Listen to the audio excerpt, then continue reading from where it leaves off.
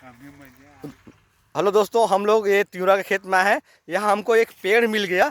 इसको बोलते हैं, क्या बोलते हैं इसको? लटकन बोलते हैं। और लटकन को हम लोग कैसे बचपन में खेलते हैं बताता हूँ।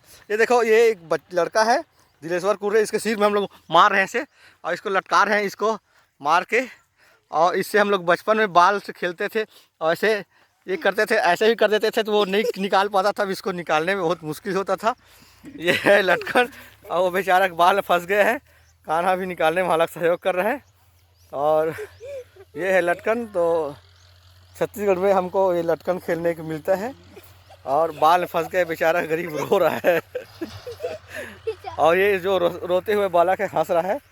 और हम लोग यहाँ आए हैं तिउरा खेत में तिउरा खाने। तो हमको लटकन मिल गया तो बचपन का याद आ गया। और बचपन का याद आ गया तो लटकन से खेलने लग गए। ये हम लोग तिउरा खाए हैं। अभी तिउरा भी अपने तीनों चरम पे हैं। उसको देखो, ये है भाजी है ना ऊपर का। ये भाजी भी यहाँ खा सकते हो। ये जो मैं